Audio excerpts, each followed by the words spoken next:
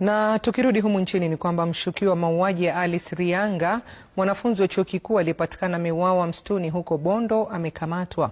Mshukiwa huyo raia wa Tanzania alikamatwa baada ya wanafunzi wa chuo kikuu cha Jaramogi Oginga Odinga kugoma hapo jana.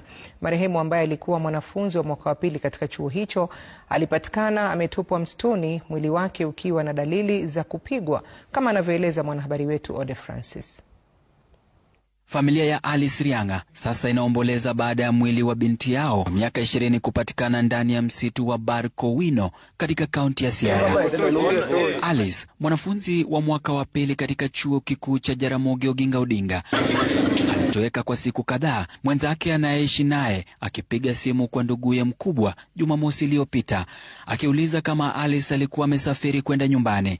Hakuwa ameonekana chuoni. Last moment that I took a conversation with her was actually on Wednesday, and since that day she went missing. Actually, I got a phone call from his roommate and some friends, so I was concerned, so I had to call my dad so that you can seek further clarification on what's going on. Familia ilimwagiza rafikiye chuoni kupiga ripoti katika kituo cha polisi cha Bondo kuwa Alice ametoweka.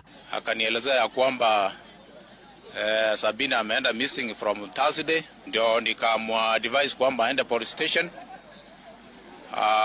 aweke OB.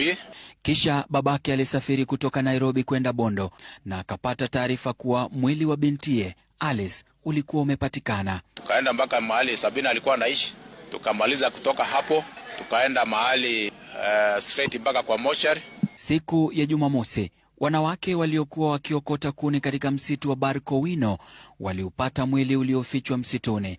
Maafisa wa polisi walifika eneo la tukio na kuchukua mwili wa marehemu ambao ulikuwa katika hali mbaya. Mimi kama msasi, mara ya kwanza nikionyeshwa huyo mtoto singeweza mtambua vizuri, sababu kulingana vile alivyokuwa nikaona kidogo kwa uso ameharibika, ameumizwa, amefura. Nikasema mnipe time kidogo nijaribu kumwangalia kwa mwili, kwa miguu, kwa vidole, at least ndio nimtambue. Kati nilitambua, tukaitisha nguo zake zenye alikuwa amevaa, tukapata ni yeye. Familia, wanafunzi pamoja na watetezi wa haki za binadamu sasa wanashinikiza polisi kuharakisha uchunguzi, huku mshukiwa mmoja raia wa Tanzania akikamatwa.